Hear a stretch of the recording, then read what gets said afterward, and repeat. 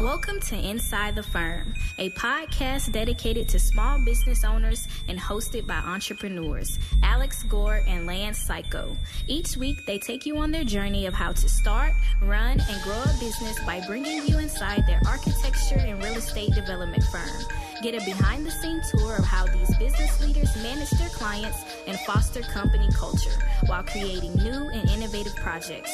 And now your hosts, Alex Gore and Lance Cayko. Hey, Lance Cayko, how's it going? Lance Cayko, Mr. Cayko. That's your day. It's going well, except, I would like to thank you, of course, for the global warming, Al Gore.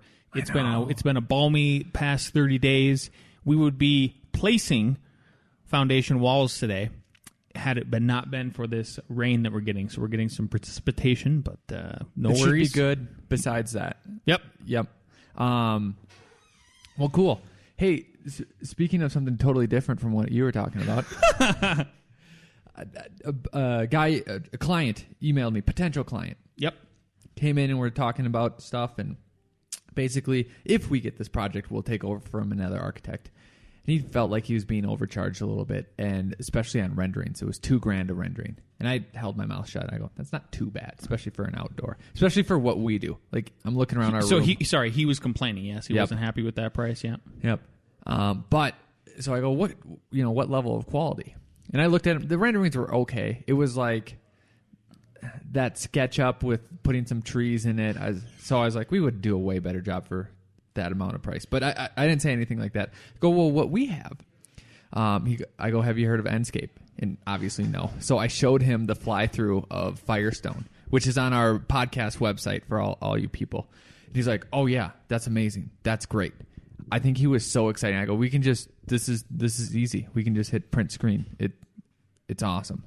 So he was very excited about that. We literally solved a major problem, and I was able to test that these level of renderings are good enough for what he's looking for.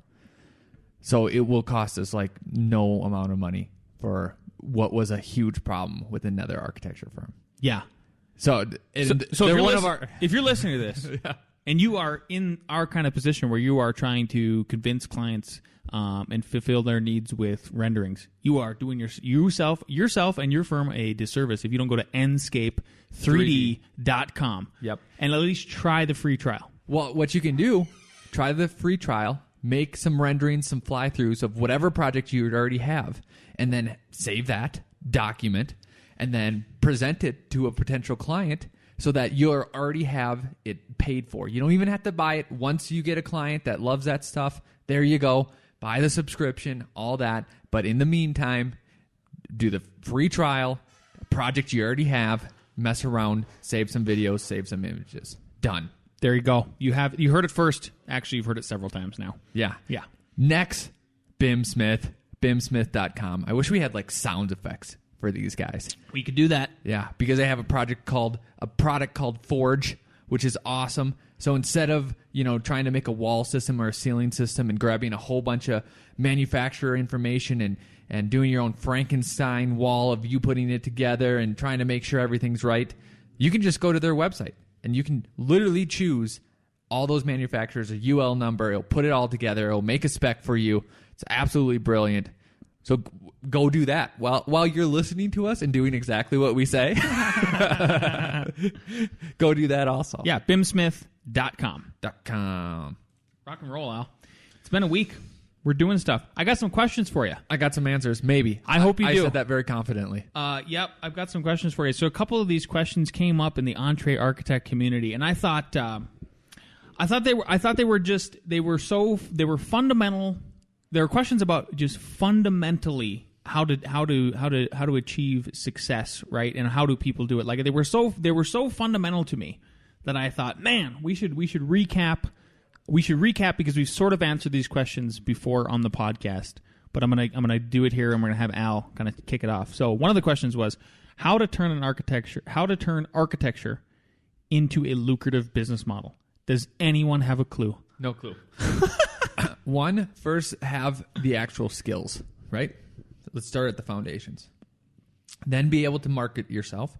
And that's through connections. That's through, hey, you might pay for Google Ads. It's crazy. You might do it. You might put yourself on Thumbtack. You might start some sort of marketing things so that people can come know about you and then know that you have a skill. Translate that skill and how it's going to be valuable to the client, right? It's going to be easier for you to go through the building process. You're going to visualize what you want. I have expertise in the area that you're looking for, whatever that may be. And then you have to be efficient. So if you convince them that you have value, you have to be efficient. Hey, architects, there's this thing called timers. Get one. Time what you're doing so when you bid on it, and then you can look at the end, was I within my allotted time or not? Because maybe you're charging $125 an hour, on paper, but you spend 4 times as much on that project. So really, you're spending. And that's called the feedback loop, right? Closing that feedback loop, tightening it up. Yep, tightening up. Then, if you haven't done this already, make systems, make templates, make training for when you're, when you're bringing people on board so that they can work quicker, gain more knowledge, increase that feedback loop, create more value for the client. I'm kind of spitballing here, but I'm feeling like this is coming together. Yeah. Here's one thing. Here's one thing that I think would be helpful for everybody listening, even if especially if they're a new listener, right? Why do you think a lot of architects end up blowing the budgets that they've set for themselves? So it's kind of a two-part. Why do they end up blowing the budgets that they've given themselves for whatever design work they're doing? Is it because they, first of all, do you think have not given themselves enough time, or do you think it's because they fall too much in love with the design process and and become too much artists and not enough business? Absolutely both. Okay. Absolutely both, because sometimes the market is competitive. Then how would you? Let's say you're working for a firm and you're like, I'm thinking about jumping ship. I'm thinking about branching off on my own. Yeah. Or just from scratch, you're ready to do it. I don't know, for whatever reason. If you've never bid on a project before, what advice would you give somebody to? Let's say somebody comes to you, they say, "Hey, I want a master suite addition, 1 story off the back of my house. How much is this going to cost me?" How do you start bidding that? How do you start understanding what you should charge for something like that? Yeah. First, you get you go to your child's room, you grab all of his numbers that are magnetized, and then you throw them at the wall and see what sticks up. Right? That's the first way. The second way is that you break it down. That doesn't sound like a very accurate way. Well, there's 2 ways. You choose. Okay. I'm just here to give you options. Yeah. Options. For everybody listening, I would not recommend number 1. Yeah, I'm kind of even before Alex has said number 2, I'm thinking number 2 is probably the way to go. The second is you could maybe break it down into phases that you know. Schematic design development, CD, maybe construction administration, and then literally put the task and the deliverables in each one of those phases and say, how much time do I think it will take me to do that task and to deliver that? Put that in hours, times it by whatever your hourly rate is, add them up together. Do you like that? Look, I love either that. One. How do you one. How do you decide what your hourly rate should be? Well, I'm telling you, these were so fundamental. Yeah. I feel like if people our age and older who are serious professionals, professionals who know what they're doing, they're licensed and everything, are still asking these questions, maybe they need to be reiterated. So how do you figure out how much you should charge per hour? You could ask the Entree Architect community. Just ask them what their rate is. And people have, multiple times, people have said, here's what I'm charging. So you could search Entree Architect community. Yep. There's a search thing on the left. You could ask people that you know, in the real world. Or, honestly, you could call architecture firms. This sounds crazy. Or email them and say, I know this sounds, you could be upfront and honest and say, hey, architecture firm, maybe they won't give you your rates then. Maybe they will. I'd be like, okay, I guess they're they're going to find out somehow. Or you could say, hey, I'm thinking about a project. I'm just examining, where I need my bids. I have no idea. The first thing I want to get a handle on are hourly rates.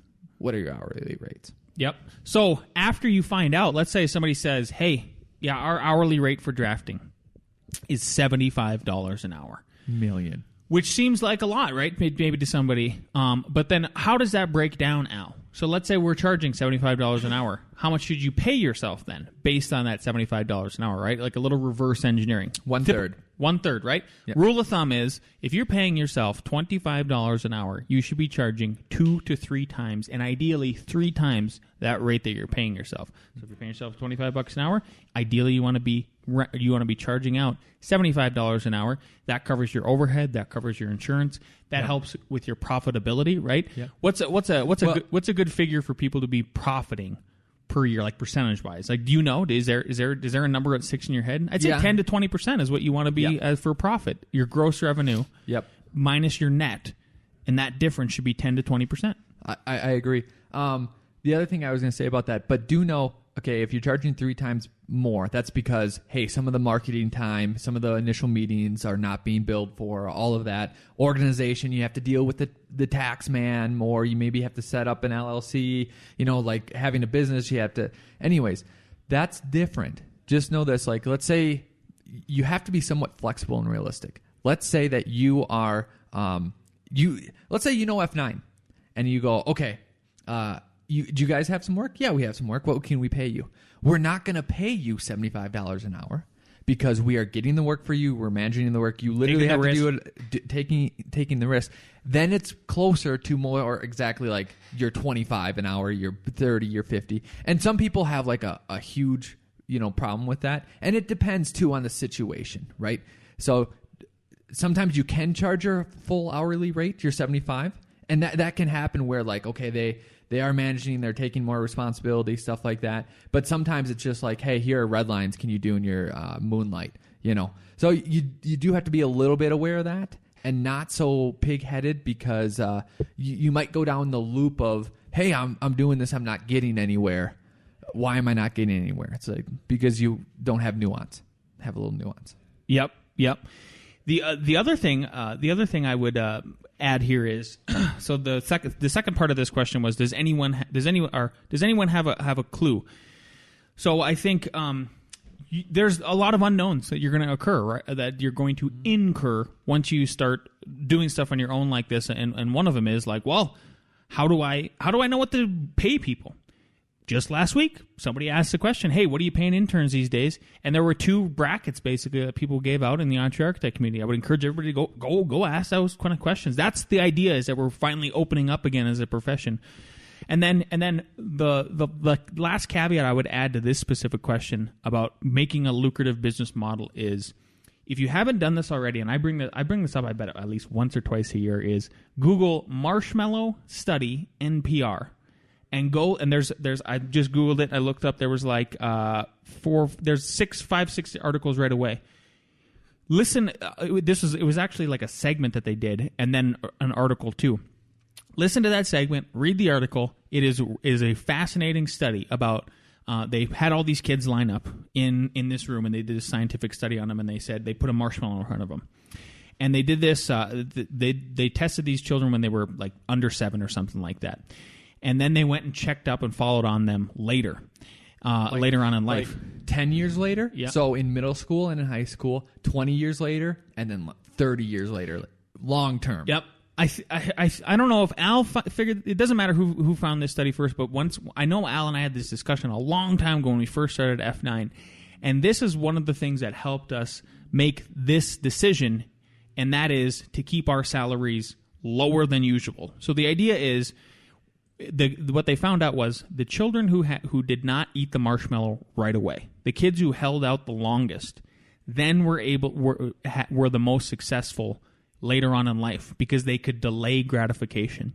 So what I'm getting at is if you are in the position like we are, and you're starting a firm, you own a firm, are starting a business, the longer you can delay your gratification of making 6 figures. If you keep your salary to just a livable wage, and you use that profit to invest in other adventures like building a tiny house like we did, then getting on HGTV, then rolling that into building 2 more tiny houses for a Fortune 500 company, taking the profit from that, and then putting that towards a piece of land that we bought, and now we're doing development. The gratification for the marshmallow for Alex and I, is huge, and it will pay off massive dividends and allow us to once again leapfrog one more time because we've delayed that gratification from that far. So I think that's one of the things that is missed by when people ask these kind of questions and start thinking about and then start complaining about like how architects never make money. Well, maybe it's because we all need to, if we really want to make a significant amount of money, kind of like Jonathan Segal is doing. Do you see the 32 floor skyscraper he's proposing now? Like, this guy's doing it all because he delayed gratification. Yeah. So if you can delay that gratification and live below that 6-figure mark for several years and take all that extra money, put it towards land, put it towards development, delay that, that's where I think it comes into play. Okay. Awesome. Second question is, and Al, I think I would put you in this. I would put both of us in this category. People know who we are regionally, right? And like, we run a podcast. We have a fair amount of listeners now. We have sponsors and all that. People know who we are. We're published, right? Yep. How did famous architects become famous? It's hard enough just to find the projects. And I'm asking you in this framework of this question. This question is, old school architects who got famous and new school ones. Yeah. Because old school I don't think is there anymore. Maybe there's a few people that still do it that way. How do you do it now? How do you get recognized? Because fame is good if you can control it, I think. Yep. It gives you credibility for sure. Yeah. First of all, I want to touch on the fundamentals too, because I think where you're going, and we'll have this discussion, is, okay, there's some sort of idea or way you can point yourself or a system, right? But let's go back to the philosophy. Are you actually extremely good? You have to be extremely good. And were you extremely good starting from college, right? And then were you even good, even before that? Did you have some sort of talent, anything like that, right? Or just drive. Maybe you just had drive. Exactly, right? Then no. How did famous people become famous? They think like, okay, it was this one person and they did everything. Very, very true. Very true. Like, they actually worked and got the right combination to the lock in that specific time frame, in that specific location for that specific clientele and that specific media environment too. Okay? Here's the second thing.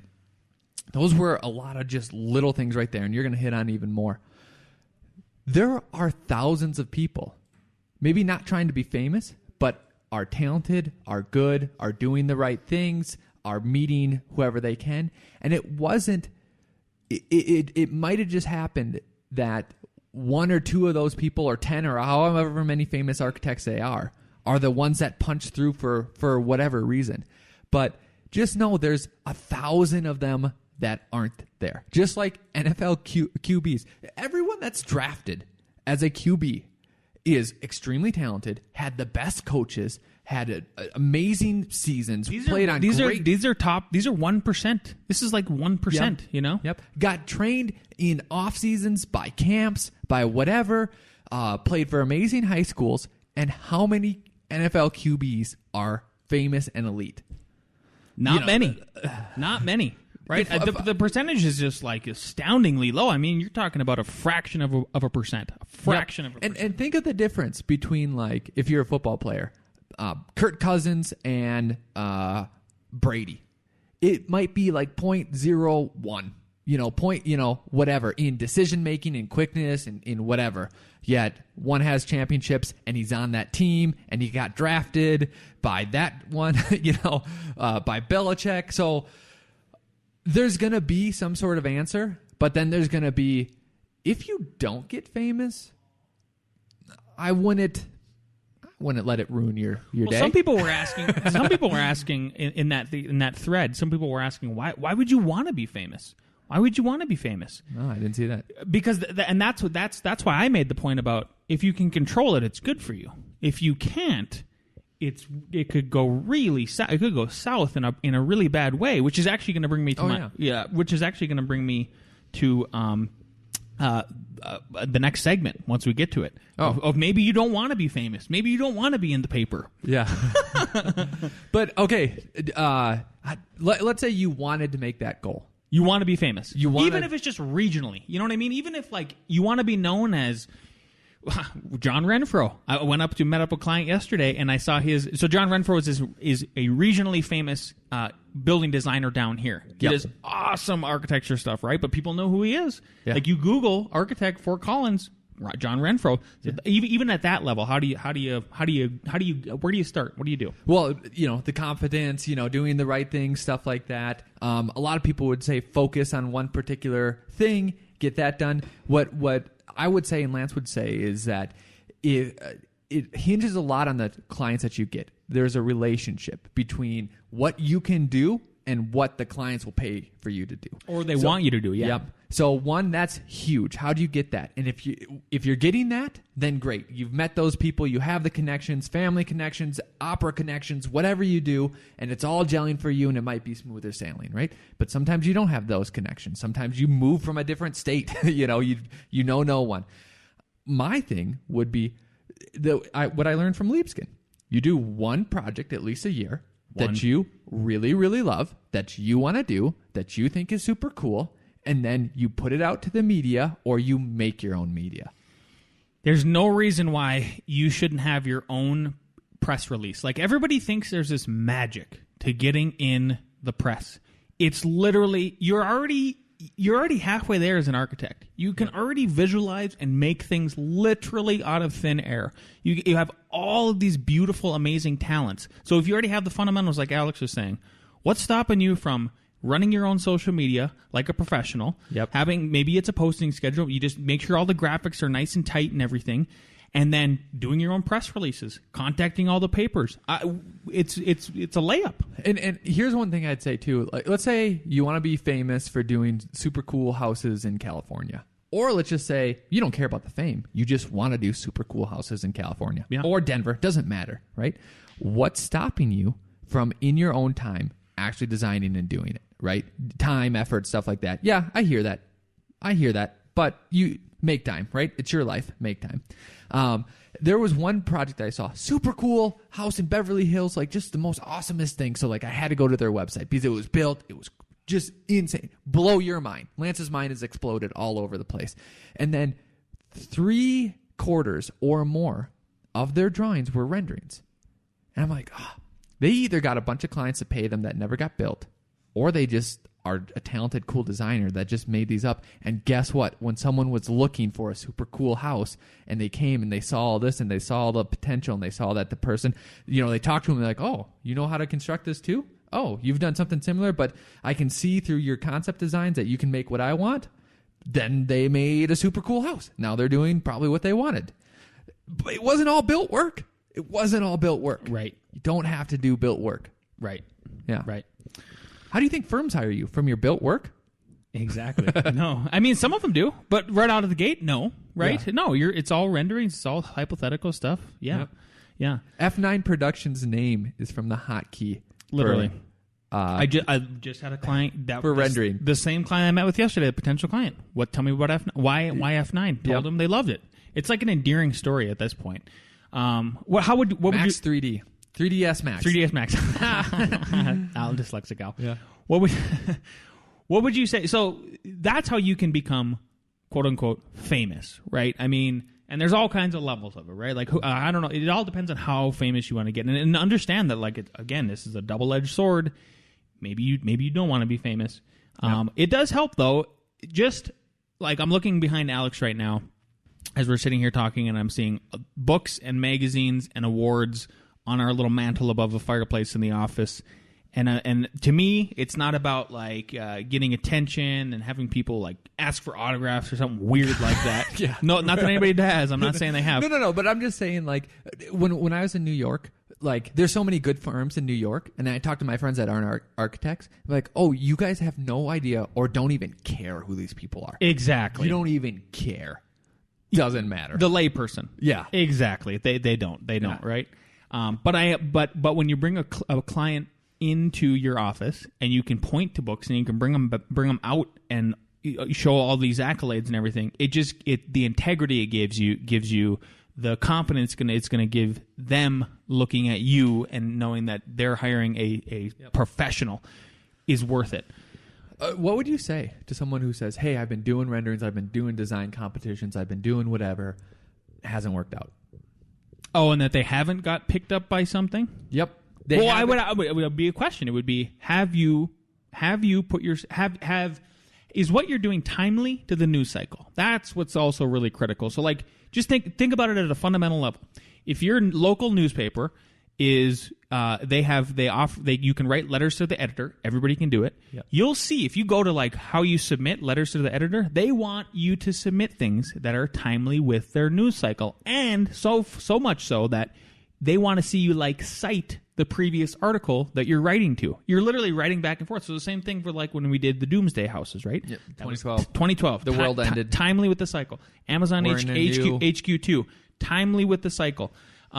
So that would be my first thing is like, are you doing things that are timely with the news cycle? Because obviously people, who's ever going to pick you up, whether it's a book or a magazine or online blog, I don't care.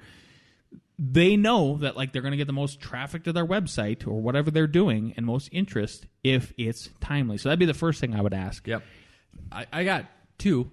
One, you might not be that good, honestly, and you need to evaluate how good you are. Or have some self-reflection. You might never have it, right? Or you could just not be that good, right? Or let's say you are good. Then I would say two things. One, keep doing it if you are good or not good to get more practice. That's number one, right? But two, only do the projects that you would happily do even if you don't win. Only do the designs, only do the competitions that even if you do not win, you'd be like, I am so glad. I had so much fun. I loved it. It was cool. I wanted to do that anyways. So then it's not a lose situation. And then that way you can actually do the stuff that you love and it'll show through in your projects and then maybe you'll do even better.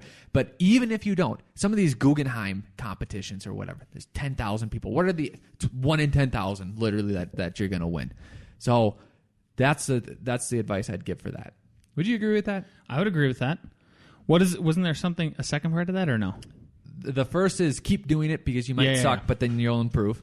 And the second was only do the ones that you do even if you lose. What would you tell a person when they say it's hard enough just to find the projects? Just to find the projects. Isn't there a red flag there?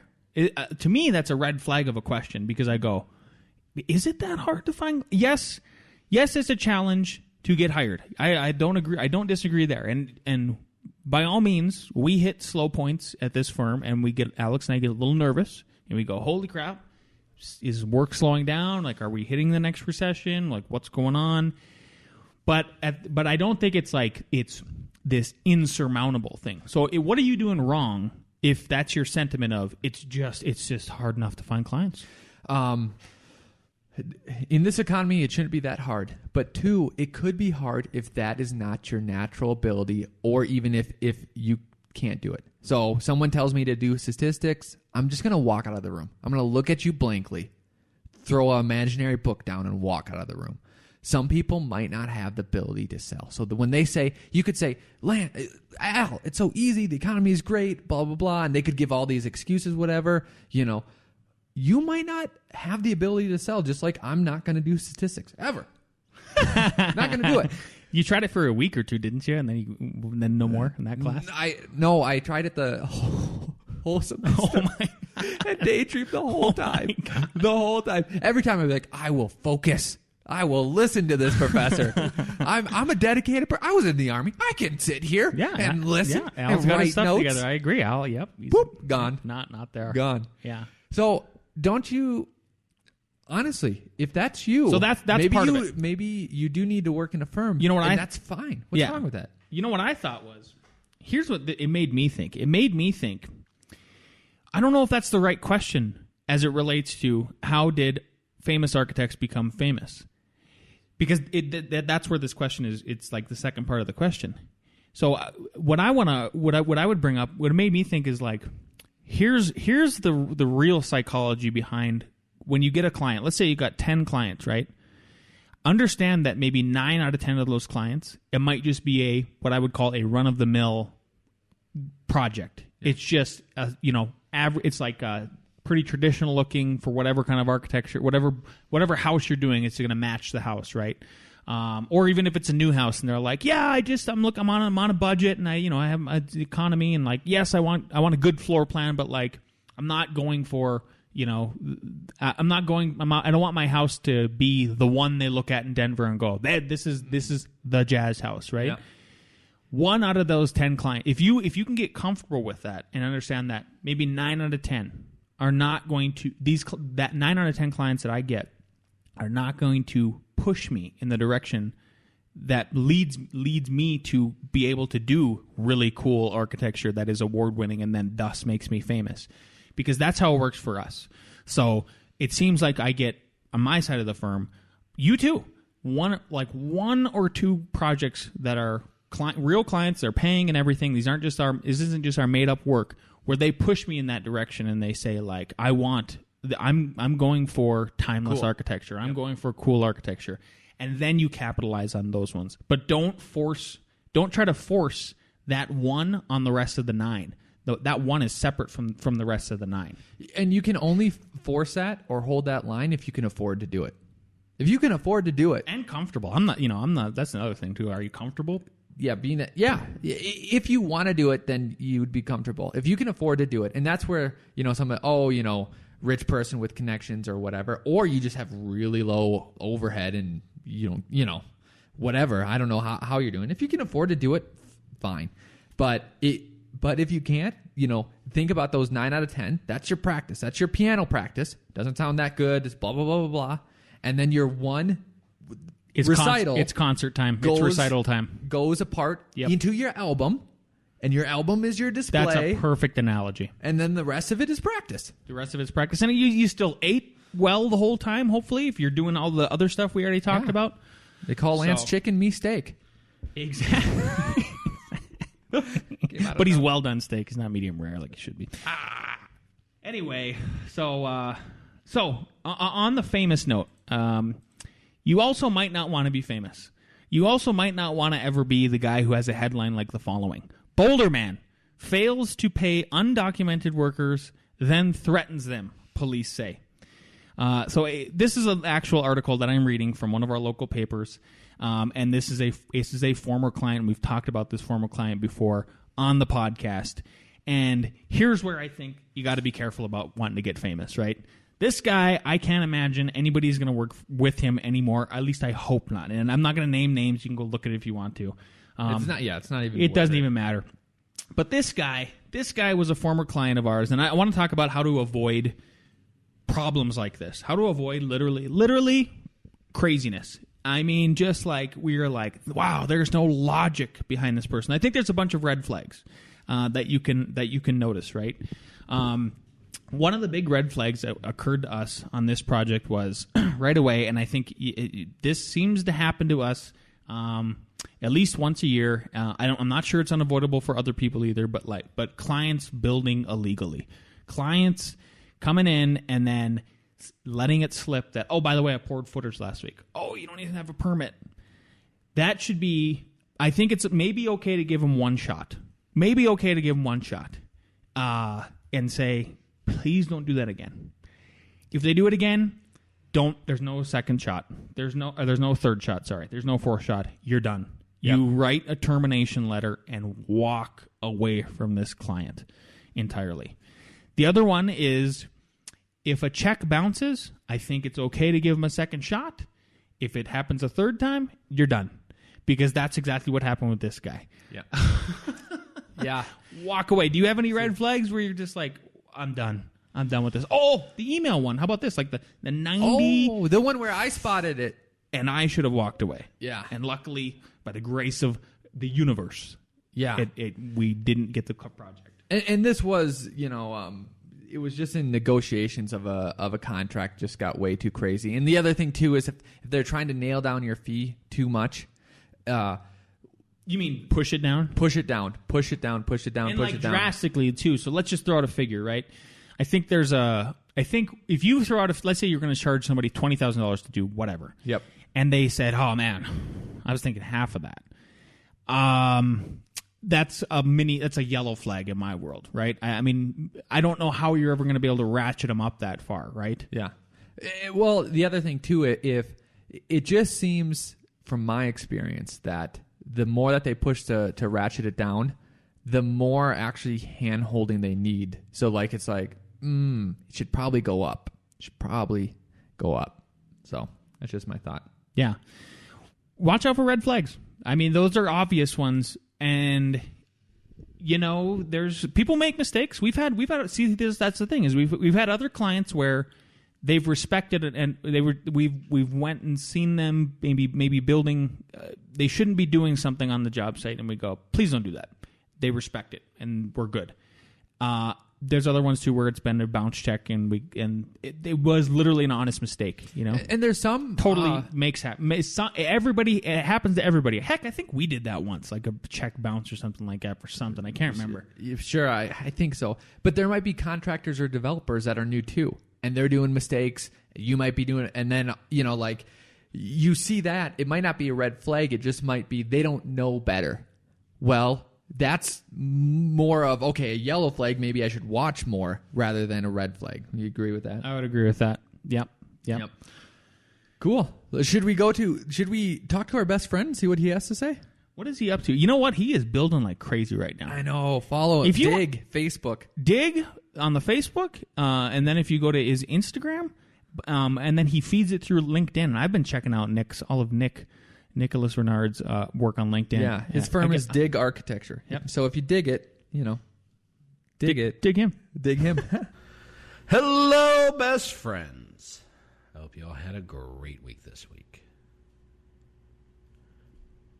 A reading. Imagination is undoubtedly our most human capacity. Through imagination, we can occupy places and spaces on the opposite side of the globe, or visit houses that have no material existence at all. Besides the artistic reality of any work of art, architecture included, takes place altogether in the realm of the mind. Without this imaginative reality, a painting is just paint on canvas. A sculpture, a piece of carved stone or cast metal. And a building, merely a man-made construction. Juhani Plasma from Houses 2, the work of Tom Kundig. A question. Who wins in an arm wrestling contest? Al or Lance? Toodles. All right. So, do push-ups have anything to do with arm wrestling? Is it a different muscle? Al would beat me right now. He works out. I just don't. Well, if it is any relation, if the muscles are the same for push-ups and arm wrestling, I win, hands down. Yeah. If somehow by physics or not, I still win. There you go.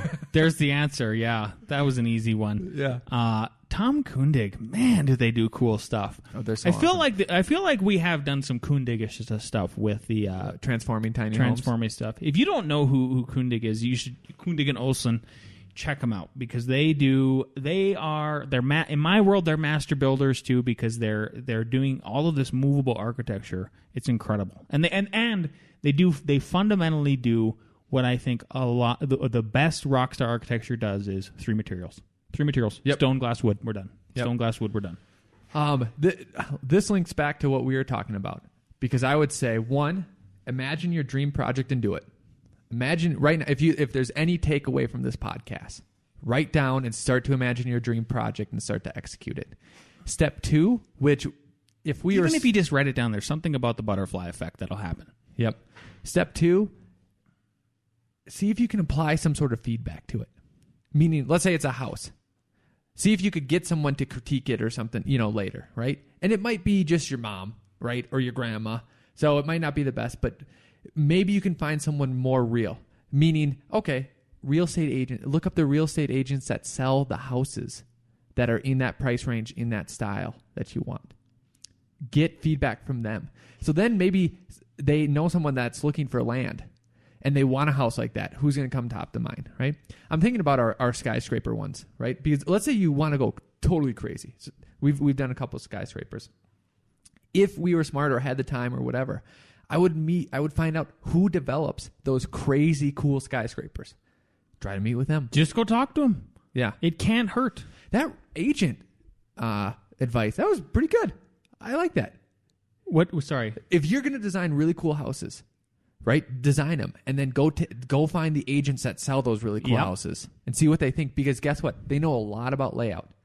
They know a lot about what sells. They know a lot about what good images are. Mm-hmm. Nice. I like that. I like my own advice. I know. Can I put a thumbs up on that? He always likes his own advice. Yeah. If he could self-react, he would. He does. He pats himself on the back. It's ridiculous. Yeah. Yeah. There you go. Man, yeah. Who would win out of arm wrestling, you or Nick? Ooh, does Nick do actual work on the construction site? Just guess. No. Then I don't know. I actually don't know if he does. I'm sure he does. Probably like the same level that I do right now. Okay, it's tie. With tie going to me. There you go. You got it. Well, let's bring in the boys. We have a new addition. We have Jackson. We're going to do A.R.E. Jeopardy. So let's hit it.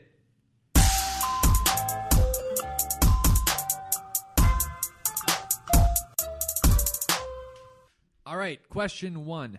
What does the abbreviation PSL in reference to structural composite lumber stand for? A, primary structural lumber. B, parallel strand laminate. C, primary structural laminate. D, parallel strand lumber. A, primary structural lumber. B, parallel strand laminate. C, primary structural laminate. D, parallel strand lumber. Lot of similar words in that one, guys. All right. Hold it up. What do we got? We got D, B, B. So D is the correct answer. So that one was parallel strand lumber. Who got it right? These three. Yep. Right. Question 2. What foundation material has the lowest bearing pressure? Okay. What foundation material has the lowest bearing pressure? A, bedrock. B, clay. C, sand. D, foliated rock. And I'd like to clarify the question. I think it should be, what foundation material has the lowest allowable bearing pressure? Sure. I'll allow it. You see? Okay. A, bedrock. B, clay. C, sand. D, foliated rock. What do we got, boys? C, A. The answer is B, clay. People put A? Who said A? Person might have misinterpreted the question. Yeah. He said that person misinterpreted the question. Okay. So still nobody got that right. No one got it right. Hilarious. All right. C. I would have said C, but I looked it up. It's in the code. It's clay, probably because it moves. And sand isn't technically sand. I don't think. Not like beach sand. It's not like beach sand. Yeah. All right. Number 3. What is a rejected material whose quality is too low to be used, known as? A, non-compliant. B, culls. C, rejected materials. D, not good boy. I repeat it. What is a rejected material whose quality is too low to be used, known as? A, non-compliant. B, culls. C, rejected materials. D, not good boy. We have A, C, B, and A. The correct answer is B, culls. How did you know that? If you didn't hear that, he didn't. Great guess. C-U-L-L-S. May the guessing be with you. Yeah. Is that how it's spelled? Because that's how I spelled C-U-L-L-S. Yep. Yeah. Yep. Culls. You Cull cull them? it. You cull it. Yep. You reject them from life.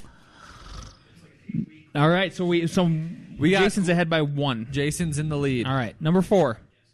What is ceramic tile which has been made completely resistant to penetration by water as a result of vitrification, known as? A, vitrified tile. B, impervious tile. C, waterproof tile. D, impermeable tile. I will repeat it. What is ceramic tile which has been completely resistant to penetration by water as a result of vitrification, known as? A, vitrified tile. B, impervious tile. C, waterproof tile. D, impermeable tile. We have D, J, 4, A, and A. The correct answer is A. Jason wins. Jason wins. Congratulations. Al, any parting wisdom? Yes. Please go to enscape3d.com and get one of your projects in there. Also go to bimsmith.com and build some cool walls. And also, if you see me, high five me. I feel like that's cool. Yeah. Also, last one, Revit, rocketship.com. If you want to learn Revit, do that and get our book, The Creativity Code. And you know what? You'll get a free copy of the PDF of the Creativity Code if you just leave us a 5-star review on iTunes. It helps with our rankings. Even if you give us a 4-star, I will still give you a PDF. But if you're going to give us a 4-star, just put 5 stars right on top of that, and we will see you next week.